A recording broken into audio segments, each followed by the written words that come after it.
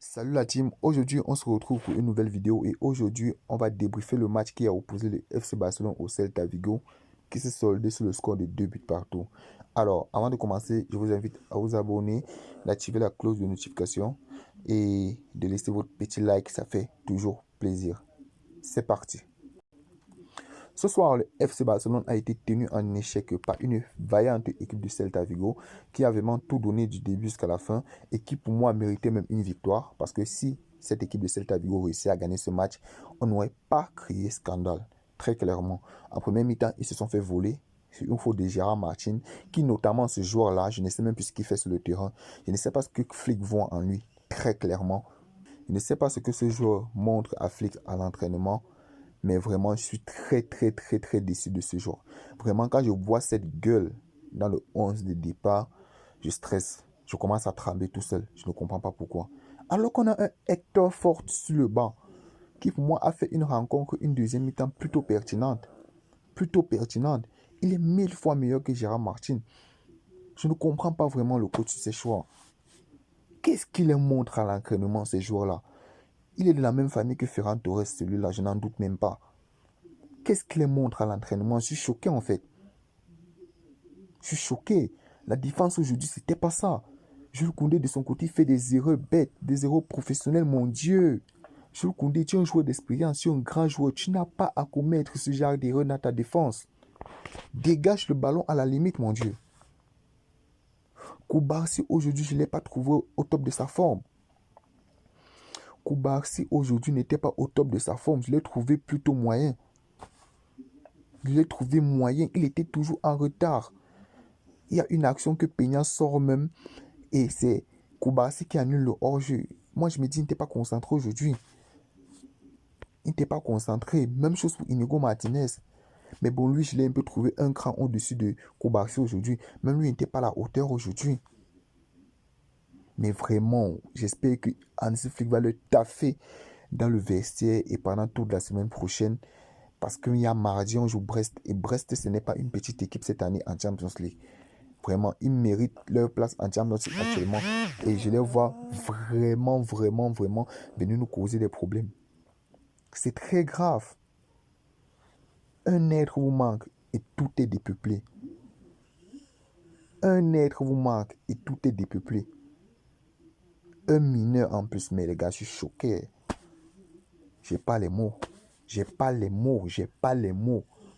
Comment on fait pour faire match nul? Comment le match s'est fini match nul? Avec tout ce qu'on nous a donné comme avantage, parce qu'on peut le dire clairement, hein, l'arbitre nous a donné un avantage, parce que si on prend le carton rouge dès la première mi-temps, mais les gars, c'est cuit. On va se faire taffer, frère. Si on prenait le carton rouge en première mi-temps, on devait se faire taffer, comme il se doit. Mais l'arbitre a fermé les yeux dessus, mais vous n'êtes même pas foutu de gagner ce match. Vraiment, mais les gars, remettez-vous en question. Où est passée cette mentalité-là? Où est passée cette grinta-là? Le comble, c'est de dire que si Rafinha aujourd'hui ne faisait pas un mauvais match, mais les gars, c'est qu'on devait que cuire. Un joueur qui est de retour de blessure, Gavi, il a fait un meilleur match que tous les autres, toute l'équipe, mis à part Rafinha. C'est pas possible. Un joueur qui revient des ligaments croisés, les gars, vous aussi. Non, non. Mais les gars, vous m'avez déçu aujourd'hui. Je suis déçu. Je suis grave déçu. Casado, je ne sais pas ce qu'il a mangé en après-midi. Ou on a mis, je ne sais pas, on a mis trop de sucre dans son thé, dans son café au lait, je ne sais pas. Il n'était pas à la hauteur aujourd'hui. Et vraiment, c'est vraiment son seul match que je trouve vraiment qu'il était très en dessous. Il n'était pas au top de sa forme aujourd'hui, je suis désolé. Big flop de Casado ce soir. Big flop. Gavi, c'était le meilleur du milieu de terrain, je suis désolé. Pour un joueur qui revient des ligaments de croisés, il était très bon. On ne peut pas se précipiter avec lui, il revient de blessure, sinon il devait jouer tout le match. Mais déjà, pour un retour de blessure, vraiment, j'ai trouvé son match très bon. Il était très bon pendant le match. Pedri, tu peux mieux faire, mon gars. Je ne sais pas pourquoi tu stresses toujours quand tu es devant les goals, parce qu'il y a plusieurs actions. Moi, je te trouvais devant la zone, devant l'entrée de surface là. Tu pouvais déclencher une frappe, mon gars. Et c'est ce que moi, je veux toujours te reprocher. Le fois où tu as déclenché la frappe, tu as vu comment ça a fait mouche. Et je ne sais pas pourquoi parfois tu te retiens. Tu veux toujours chercher la solution de passe. Même parfois quand il n'y a pas lieu. Et c'est ce côté-là vraiment que tu dois résoudre.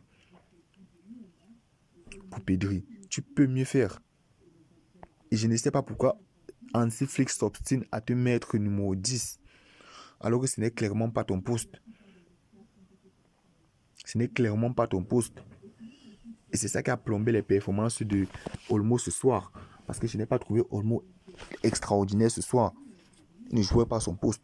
C'est vrai, parfois il redescendait un peu 10, mais c'était dans de très rares cas. La plupart du temps, il était en haut. Ce n'est pas son poste de base. À la limite, moi, j'aurais mis un Pao Victor là-bas, en milieu de couloir. Parce qu'il y a Ansu Fati qui est blessé, il y a Lamine Yamal qui est blessé, il y a Ferran Torres qui revient de blessure. On ne va pas se brusquer avec lui. Donc, lui aussi, c'est un joueur vraiment... il n'est pas fameux. Voilà. On devait faire avec les moyens de bord. Donc, les gars, je ne sais pas. J'espère que Hansi Flick va bien vous gronder dans le vestiaire. Et quand je parle de gronder, vraiment, je parle de Jude Koundé, qui a été médiocre. Mais quand je dis médiocre. C'est pas possible, mon gars. C'est pas possible. Iñaki Peña qui a fait un bon match aujourd'hui. Il a fait un bon match. Pour moi, il a fait un bon match. Il n'est pas responsable. Sur aucun début, il n'est responsable. Sur aucun début, il n'est responsable. C'est Jules Koundé qui doit s'en vouloir. C'est lui qui a vendu ce match. C'est pas possible de faire ce genre d'erreur à ce niveau-là. Dans ta défense, mon frère. Aïe. Non, les gars, je suis très fâché ce soir. Je suis très fâché ce soir. L'équipe n'a pas joué comme moi je le pensais. Où est passée cette mentalité du début de saison? Qu'est-ce qui se passe dans le vestiaire, les gars? Qu'est-ce qui se passe? Qu'est-ce qui se passe? En début de saison, tout allait bien. On massacrait tout le monde. Je ne sais pas. C'est l'absence de Lamine Yamal. Donc on veut me dire, il sera qu'un dépend d'un mineur de 17 ans. Le grand FC Barcelone. Non mais les gars, arrêtez. Arrêtez. On ne peut pas me dire que ce club dépend d'un gamin de 17 ans. C'est impossible. Je suis désolé. Les circuits de passe, ressortir les ballons, c'était difficile. Mais notre dernier rempart, Inigo Martinez et Pao Koubassi, ils n'étaient pas à la hauteur dans les relances, dans les sorties de balles. Parce que c'est notre jeu. Vu qu'on joue avec une ligne de défense très haute, on doit avoir vraiment des défenseurs qui sont forts balle au pied.